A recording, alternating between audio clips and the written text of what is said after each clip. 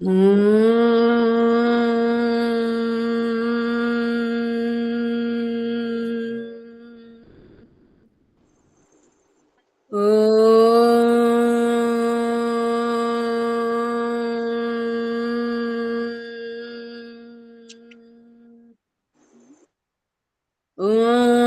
భూర్భువః స్వః తత్సవితుర్వరేణ్యం భర్గో దేవస్య ధీమహి ధియో యో నః ప్రచోదయాత్. ఓం అసతో మా సద్గమయ తమసో మా జ్యోతిర్గమయ మృత్యోర్మా అమృతంగమయ. ఓం సహనావవతు సహనౌ భునక్తు సహ వీర్యం కర్వావహై తేజస్వినావధీతమస్తు మా విద్విషావహై. ఓం శాంతి శాంతి శాంతి. గురుభ్యో నమః. సర్వేభ్యో నమో నమః. అందరికీ నమస్తే. భగవంతుని యొక్క అనుగ్రహంతో 6 దర్శన శాస్త్రాలలో మనం 2 దర్శనాలని పూర్తి చేసుకున్నాం. ఈరోజు వేదాంత దర్శనాన్ని ప్రారంభించుకుంటాం. అయితే సాంఖ్యయోగములో మహత్తత్వము నుండి ఏర్పడినటువంటి అహంకారము, ఆ అహంకారము నుండి ఏర్పడినటువంటి సూక్ష్మ శరీరము, పంచ తన్మాత్రలు, పంచభూతాలు, వివిధ శరీరాలు అని, అంటే కార్యరూప జగత్తు యొక్క ఉత్పత్తి గురించి మనం తెలుసుకునే ప్రయత్నం చేశాం. అంటే ప్రధానంగా జీవుడు ఎందులో చిక్కుకొని ఉన్నాడు, దానికి గల కారణాలు ఏమిటో చాలా స్పష్టంగా సరళ భాషలో మనకు ఋషి చెప్పే ప్రయత్నం చేశాడు. ఈ వేదాంత దర్శనములో ముఖ్యంగా మనం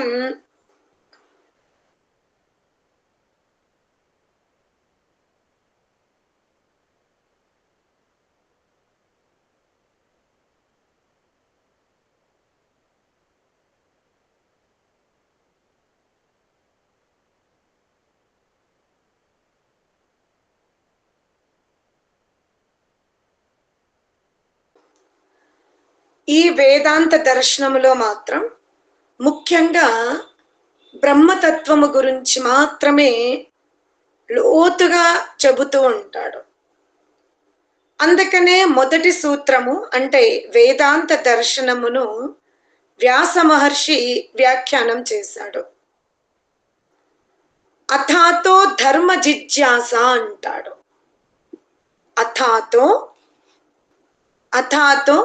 బ్రహ్మ జిజ్ఞాస అంటాడు. అథాతో బ్రహ్మ జిజ్ఞాస. మొదటి సూత్రం ఏంటి? అథాతో బ్రహ్మ జిజ్ఞాస.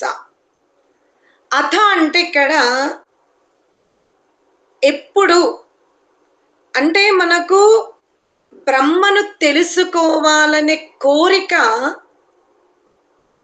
ఎందుకు కలుగుతుంది, ఎప్పుడు కలుగుతుంది, ఎలా కలుగుతుంది అనే దాంట్లో అథ అంటాడు.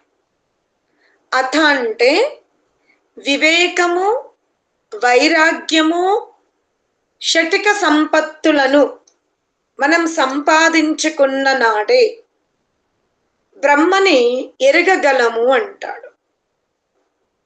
అంటే అంతక పూర్వం బ్రహ్మ గురించి వినలేదా అంటే విన్నా. ఉదాహరణకి ఒక పదార్థము ఒకటే ఉందనుకోండి. ఉదాహరణకి మనం భోజనం చేసేటప్పుడు అన్నము మజ్జిగ ఉందనుకోండి, పెద్దగా ఆలోచించాల్సిన అవసరం ఉండదు. కానీ అటుల కాకుండా తినడానికి అనేక వ్యంజనాలు ఉన్నాయనుకోండి, ఇప్పుడు మనం సందేహంలో పడిపోతాం.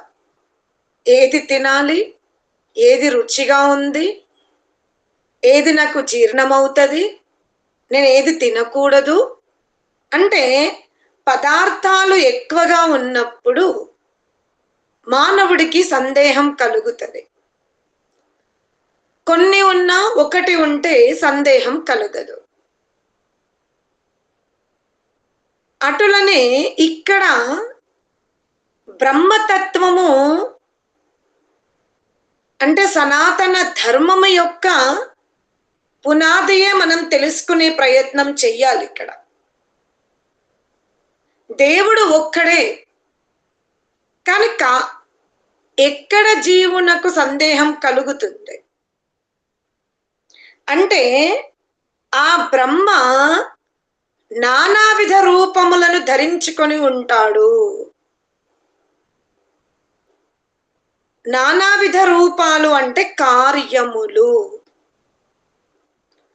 ఆ బ్రహ్మ యొక్క కార్యములు ఒకటి కాదు, రెండు కాదు, అనేకములుగా ఉన్నవి. ఒక చోట బ్రహ్మను మనము ప్రజాపతి అంటాం. మీరు 33 దేవతల్లో కూడా బ్రహ్మని వర్ణించేటప్పుడు అక్కడ యజ్ఞము అంటాం. ఇలా వేదాది శాస్త్రాల యందు బ్రహ్మమునకు అనేక నామములున్నవి. మనము గనక లోతుగా బ్రహ్మతత్వాన్ని గనక వింటూ ఉంటే ఓం ఖం బ్రహ్మ అంటాం. ఆ బ్రహ్మ ఎలా ఉన్నాడు అంటే ఆకాశం వలె ఉన్నాడు. ఆ బ్రహ్మ ఎవరయ్యా అంటే విష్ణువు అంటాము. ఆ బ్రహ్మ ఎవడయ్యా అంటే శివుడు అంటాము. ఆ బ్రహ్మ ఎవడయ్యా అనంటే దుర్గా అంటాము. ఇలా అనేక విశేషణాలతో ఆ బ్రహ్మ పిలిపించుకుంటూ ఉంటాడు. ఒక గ్రుడ్డివాడి ముందు లేదా ఒకరు కాకుండా ఒక 4-5 గుడ్డి వాళ్ళ ముందు ఒక ఏనుగును నిలబెట్టండి. వాళ్లకు పుట్టుకతోనే గుడ్డి వాళ్ళు గనక వాళ్ళని ఆ ఏనుగును వర్ణించమంటే వారు ఎక్కడ నిలబడి ఉన్నారో ఆ భాగమును మాత్రమే వర్ణిస్తారు. అదే కళ్ళున్నవాడు పూర్తి స్వరూపాన్ని చూస్తాడు. ఇక్కడ కూడా అదే. ఎవరికయ్యా సందేహము కలుగుతుంది పరమాత్మని యొక్క స్వరూపం మీద అంటే పూర్తిగా తెలుసుకోనివాడు. నిజమే, ఆ బ్రహ్మ యొక్క కార్యములు, బ్రహ్మ యొక్క గుణములు, బ్రహ్మ యొక్క శక్తులు, బ్రహ్మ యొక్క స్వరూపములు అనేకములున్నవి. అందుకనే అనేక నామములున్నవి. అనేక నామములు ఉన్నంత మాత్రాన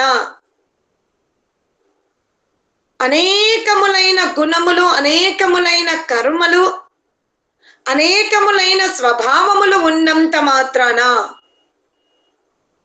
బ్రహ్మని వేరు వేరు రూపములో ఉపాసించుట వలన జీవుడు బ్రహ్మ యొక్క ఒక్క అంశమునే పొందగలుగుతున్నాడు, పూర్తి అంశాన్ని పొందలేకపోతున్నాడు. కనుక వివిధములైన గుణకర్మ స్వభావాలతో బ్రహ్మను తెలుసుకోవడము ఎంత అవసరమో అటులనే మూలతత్వముతో, మూల స్వరూపముతో కూడా జీవుడు తెలుసుకోగలగాలి. ఒక కన్య పితృగృహమునందు ఉన్నప్పుడు ఆమెని కన్యాని మాత్రమే అంటారు. కానీ అదే కన్య పతిని పొందినప్పుడు, పతి గోత్రములు అడుగుపెట్టినప్పుడు ఒక 50 నుంచి 70 సంవత్సరాలు దాటిపోతే ఆ కన్యకు అనేక రూపములు, అనేక నామములు ఉంటవి. ఒకరు వదిన గారు అని పిలుస్తున్నారు, ఒకరు పిన్ని అంటున్నారు, ఒకరు పెద్దమ్మ అంటున్నారు, ఒకరు నానమ్మ, ఒకరు ముత్తాతమ్మ. ఇలా అనేక నామములతో ఆ కన్య కాలాంతరములో పిలువబడుతుంది. కారణం, ఆ పరిధిలో ఆమె ఆ స్వరూపములో ఉంది గనక. అంత మాత్రాన ఆ స్వరూపములో ఎవరైతే నానమ్మ అంటున్నారో ఆమె నానమ్మనే కాదు, అత్తమ్మ అన్నప్పుడు ఆమె అత్తమ్మనే కాదు, ఆమెకంటూ ఒక స్వరూపం ఉంది. అటులనే బ్రహ్మ యొక్క సామర్థ్యాన్ని ఒక్కొక్కరు ఒక్కొక్క రకంగా తెలుసుకొని వర్ణించినంత మాత్రాన అది పూర్ణము కాదు, అది అపూర్ణమే. మరి పూర్ణముగా తెలుసుకోవాలి అంటే అభ్యాసము, వివేకము, వైరాగ్యము, శమము, దమము, తితిక్ష, ఉపరతి, శ్రద్ధ, సమాధానము అంటాడు. బ్రహ్మని కేవలము మనము వైరాగ్యముతో తెలుసుకోలేము. బ్రహ్మని మనము కేవలం అభ్యాసముతోనే తెలుసుకోలేము. వైరాగ్యం వచ్చింది లోకములో, అనేకములైన పరిస్థితులను చూసినప్పుడు వైరాగ్యం వచ్చింది. అంటే అప్పుడప్పుడు ఇంట్లో కూడా చాలా చాలా సంవత్సరాల నుండి సేవ చేస్తున్న స్త్రీకి తన మాటకు స్వాతంత్రం లేదు, తన మాటకు విలువ ఇవ్వనప్పుడు ఆమెకు వైరాగ్యం వస్తుంది. ఈ బంధనము నాకొద్దు అని చిరాకు పడుతూ ఉంటది. అంటే వైరాగ్యంతో సరిపోతుందా? బ్రహ్మ అగ్గుపడతాడా? అగ్గుపడడు. ఇంకొంతమంది నిరంతరము గాయత్రి మంత్రము, ఉపాసన మార్గాన్ని అభ్యాసం చేస్తారు, కానీ ప్రాపంచిక సుఖాలపైన, ప్రాపంచిక ఐశ్వర్యాలపైన విరక్తిని ఇంకా సంపాదించుకోలే. అభ్యాసం బానే ఉంది, ధ్యానం చాలాసేపు చెయ్యగలుగుతారు, కానీ విరక్తి భావన లేదు. అంటే బ్రహ్మను తెలుసుకోగలరా? తెలుసుకోలేరు. అలాగే కొంతమందిలో చాలా ఓర్పు ఉంటుంది. కొంతమంది మాటల్లో ఎంత ఓర్పు ఉంటుంది అంటే ఎవరేమన్నా సమాధానం ఇవ్వకుండా చిరునవ్వుతో వెళ్ళిపోతారు. మరి వారికి బ్రహ్మ దర్శనం జరుగుతుందా? జరగదు. జరగదు. జరగదు. ఇంకొంతమంది దేవుడి మీద ఎంత శ్రద్ధ అంటే వాళ్ళ శ్రద్ధని యజ్ఞం దగ్గర అలంకరణలో చూపిస్తారు. వారి శ్రద్ధని ఏదైనా పూజా కార్యక్రమాలు జరిగినప్పుడు అక్కడ ఆ సేవా భావముతో చూపిస్తారు. మరి వారికి బ్రహ్మ ప్రాప్తి కలుగుతుందా? బహుశ్రద్ధ ఉన్నంత మాత్రాన? ఇక్కడ ఒక్కొక్క గుణమే చెప్తున్నాడు.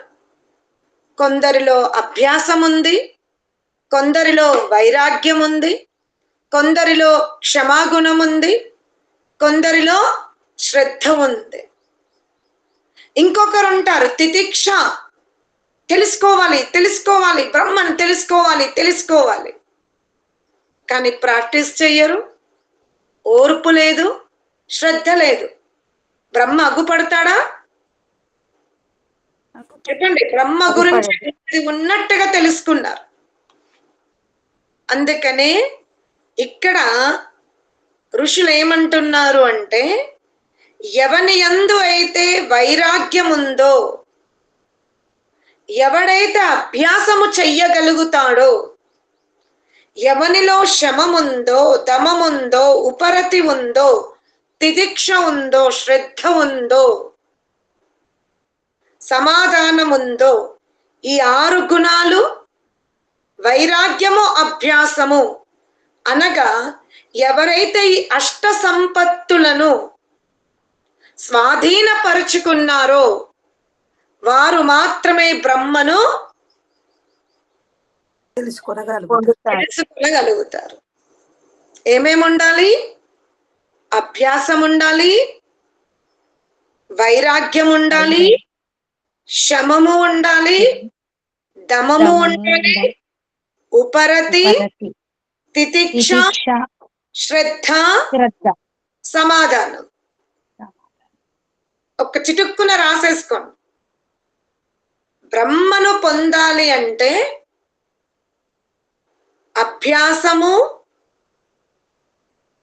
వైరాగ్యము, శమము, దమము, ఉపరతి, తితిక్ష, శ్రద్ధ, సమాధానము. ఈ 8 సంపత్తులు గనక ఎవనిలో ఉండవో, ఏ ఒక్క సంపత్తికే పూర్ణత్వముతో ఉన్నారో వారికి బ్రహ్మ ప్రాప్తి కలుగదు. అర్థమైందా? బ్రహ్మను తెలుసుకోవడం వేరు, బ్రహ్మ యొక్క గుణకర్మ స్వభావాలని, లక్షణాన్ని, స్వరూపాన్ని తెలుసుకోవడం వేరు. అటులనే జీవుల్లో కూడా కేవలం అభ్యాసం ఉంది, కేవలం వైరాగ్యం ఉంది, కేవలం తితిక్ష ఉంది, కేవలం శ్రద్ధ ఉంది, కేవలం సమాధానం ఉంది, కేవలం ఉపరతి ఉంది, కేవలం క్షమాగుణం ఉంది అంటే కూడా బ్రహ్మ దర్శనం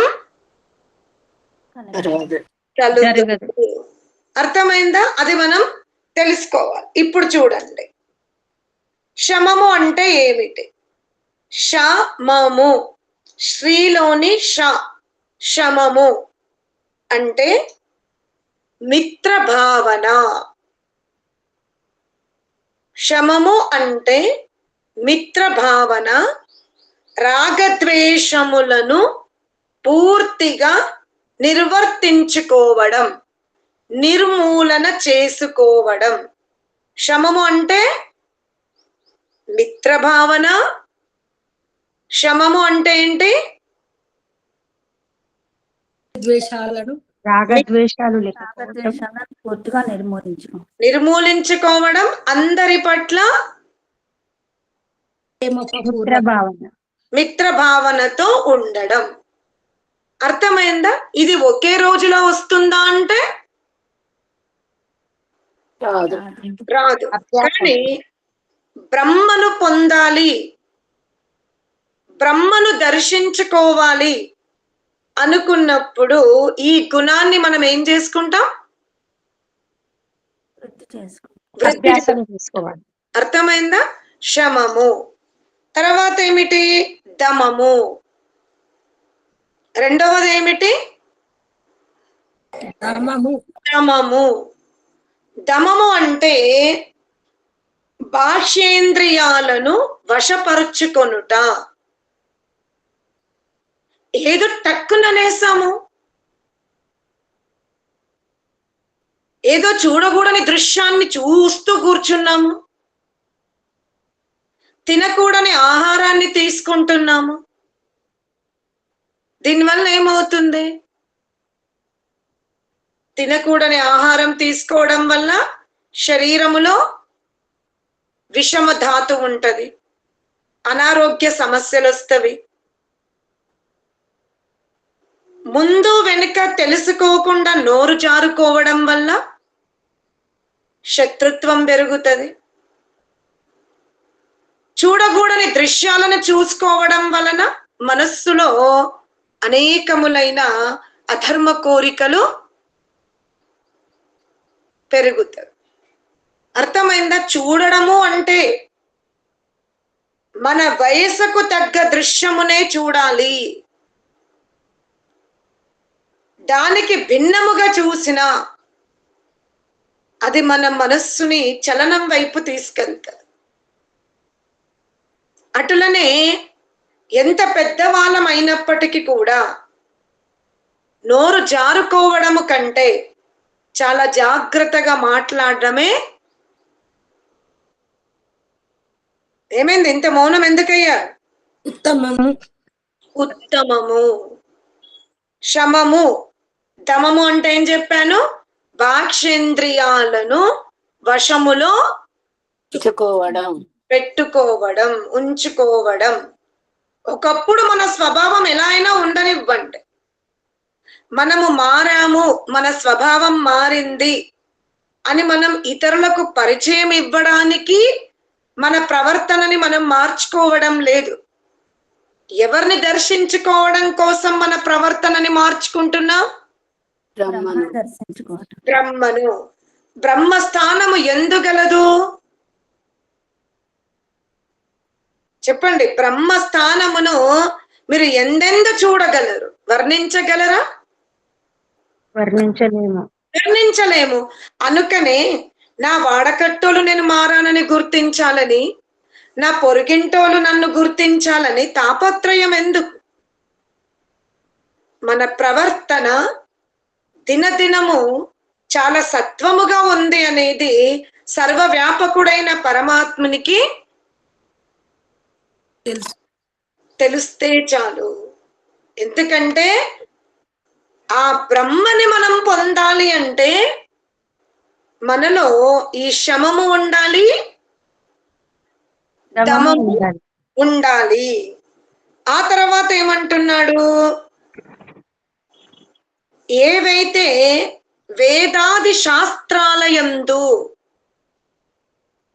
చెయ్యకూడని పనులున్నాయో అవి చెయ్యకపోవడమే ఉపరతి. అర్థమైందా? వేదాది శాస్త్రాలయందు ఏ కర్మలనైతే చెయ్యకూడదని చెప్పారో వాటిని వెంటనే త్యజించడము ఉపరతి. అర్థమైందా? ఉపరతి అంటే వేదాది శాస్త్రాలయందు ఎట్టి కర్మలను చేయకూడదు అని చెప్పాడో దానిని సందేహరహితముగా వదిలిపెట్టడమే. అందులో మొట్టమొదటిది విగ్రహారాధన. అర్థమైందా? ఎందుకంటే పరమాత్ముడు సపర్యగాత్ అంటున్నాడు. నాకు లోకమున గల పంచతత్వాలతో ఏర్పడినటువంటి రూపము నాకు లేదు అన్నాడు. ఏంటి చెవులతో వింటున్నారా? నాలుక కొరుక్కుంటున్నాము, నోట్ చేసుకుంటున్నాం మాతాజీ, వింటూ నోట్ చేసుకుంటున్నాం. అర్థమైందా? సరే తల్లి. పరమాత్ముడు తనకు గర్భములో ప్రవేశించే స్థితి లేదంటున్నాడు. నసనాడుల యందు భ్రమించే స్థితి లేదంటున్నాడు. నేను అందరికంటే వేరు అంటున్నాడు. నేను జడ జగత్తునకు చేతన జగత్తునకు వేరుగా ఉన్నాను. అందులో లేనని కాదు, అందులో ఉన్నాను, కానీ అది నేను కాదు. అర్థమైందా?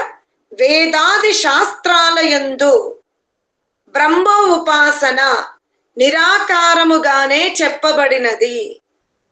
జీవుడు కూడా బ్రహ్మను తెలుసుకోవాలి అంటే, బ్రహ్మను దర్శించుకోవాలి అంటే, బ్రహ్మ సాక్షాత్కారమును పొందాలి అంటే బ్రహ్మ స్వరూపముతోనే అది సాధ్యం.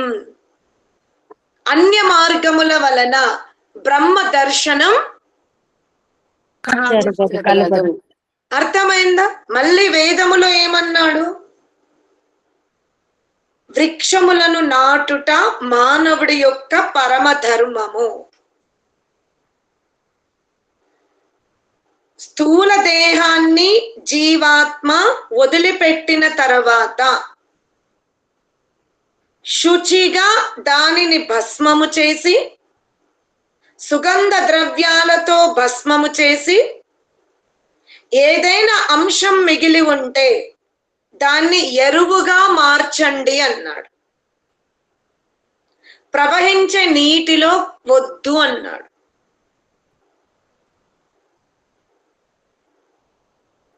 శరీరాన్ని భస్మం చేసిన తర్వాత మిగిలిన అంశమును ఎరువుగా మార్చుకోండి అని ఈ విధంగా చేస్తే అది ఉపరతి అనబడుతుంది. దానికి భిన్నముగా లోకమున జరిగితే మనం బ్రహ్మ యొక్క శాసనాన్ని ఉల్లంఘించిన వాళ్ళం అవుతాం. అర్థమైందా? తర్వాత ఏమన్నాడు? జూదం ఆడకండి. మనము పందెము గట్టుకొని శ్రమించకుండా జూదము ఆడకూడదు. మహాభారతములో యుధిష్ఠిరుని యొక్క ఈ అంశాన్ని ఎందుకు ప్రసిద్ధము చేశారు అంటే మనము నేర్చుకోవాలని కాదు. ధర్మాత్మ యుధిష్ఠిరులో ఎంత గొప్పతనము ఉన్నప్పటికీ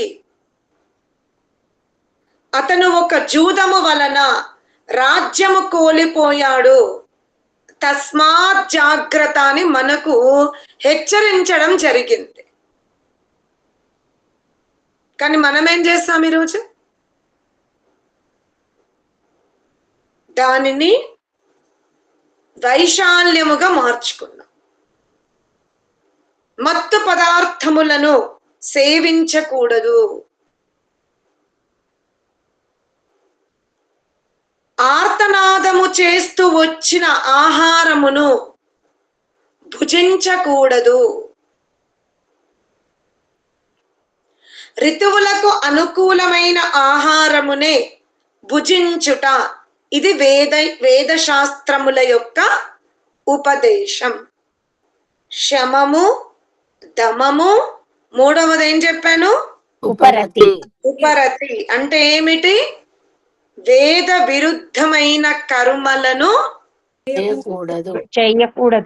చెయ్యకూడదు. సరేనా? నాలుగవది తితిక్ష. తితిక్ష పరిస్థితులను ఎదుర్కోవడమే. చలి ఉంది, నేను వాకింగ్కి వెళ్ళా. అబ్బా చల్లగా ఉంది, నేను పని చెయ్యా. సత్సంగానికి వెళ్ళా, శ్రమించను. తల్లిదండ్రుల పైతృక సంపత్తి చాలా ఉంది, ఎందుకు శ్రమించాలి? దాన ధర్మాలు చెయ్యను, సుఖముగా ఉంటా అంటే ఈ విధముగా ధనైశ్వర్యాలతో సుఖపడుతున్న వారికి బ్రహ్మ ప్రాప్తి కలుగదు. ధనైశ్వర్యాలను సౌకర్యం కోసం వాడుకోవాలి.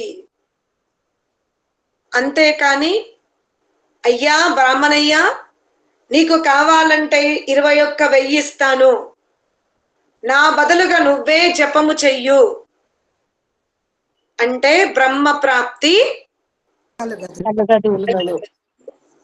నేను నిటారుగా కూర్చోలేకపోతున్నాను. ఎవరైతే నిటారుగా కూర్చోగలిగే ఉపాసకులు ఉన్నారో వారికి నేను 1,16,000 ఇస్తాను, నా పేరు మీద ఉపాసన చెయ్యండి అంటే కుదరదు. ఆ విధంగా కలగదు బ్రహ్మక.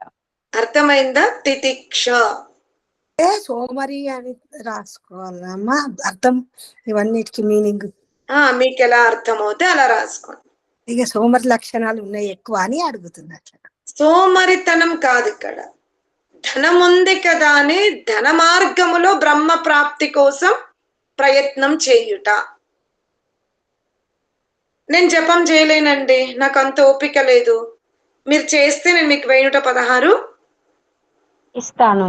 ఇస్తాను.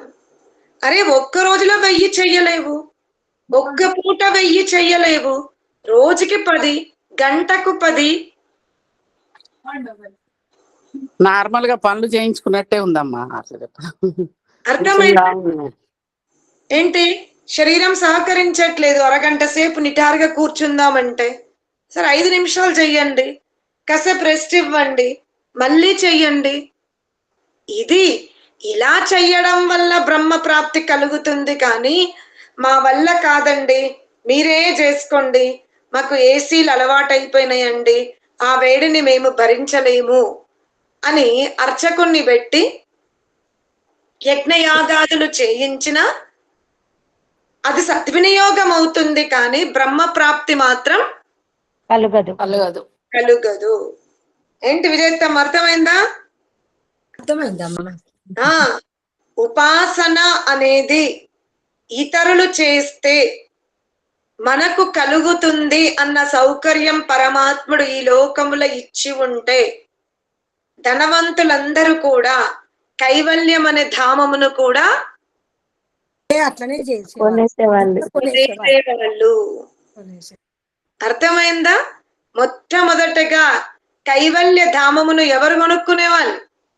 ధనవంతులే వాళ్ళు. ధనవంతులే కొనేవాళ్ళు. అందుకనే పరమాత్ముడు చూడండి తన స్థానాన్ని ఎక్కడిచ్చాడు? అతి సామాన్య సదాచారుడైన ఆత్మకు మాత్రమే అవకాశం ఇచ్చాడు.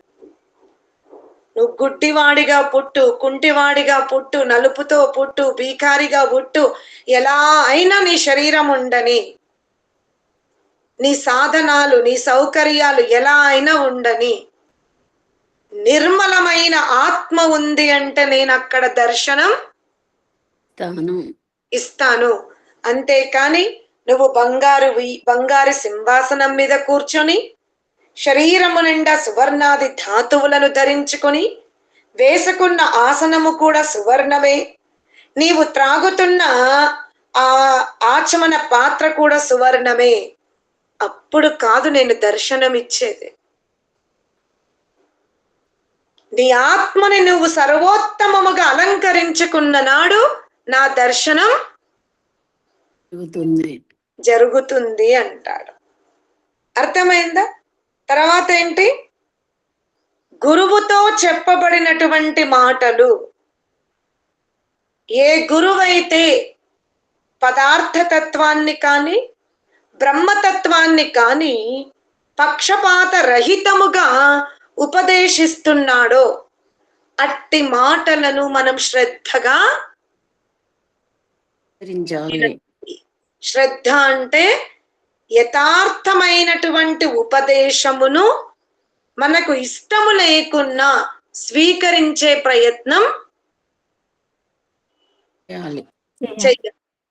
అదేనా? మా తాత ముత్తాతల నుండి ఈ పరంపర వస్తుంది, ఇప్పుడు కొత్తగా ఏమిటి కాదు. ఎదురుగా ఉన్నటువంటి గురువు సత్యోపదేశకుడు బ్రహ్మజ్ఞాని యథార్థమైనటువంటి సిద్ధాంతాన్నే చెబుతున్నాడు, యథార్థమైన సాంప్రదాయాన్ని బోధిస్తున్నాడు అంటే శ్రద్ధగా వినాలి. తర్వాత ఏంటి? ఎప్పుడైతే ఆలోచన రహితమైన సమాధి స్థితికి వెళ్తాము అది సమాధానం. ఆలోచన రహిత స్థితి సమాధానము అంటే ఆలోచన రహిత స్థితి. అర్థమైందా? అభ్యాసము, వైరాగ్యము, శమము, దమము, ఉపరతి, తితిక్ష, శ్రద్ధ, సమాధానము, ఈ సంపత్తులను ఎవరైతే సమకూర్చుకోగలుగుతారో ఇందులో ఏ ఒక్క ఆభరణముతో పరమాత్ముని పొందలేము.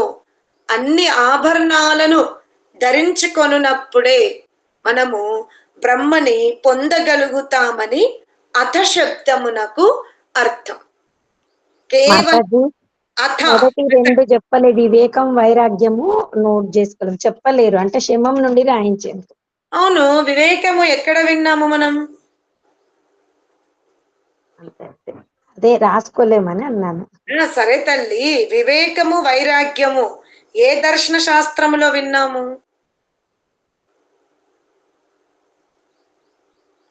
నువ్వే క్వశ్చన్ వేసి నువ్వే ఇరుకుట్లో పడ్డావు ఇప్పుడు.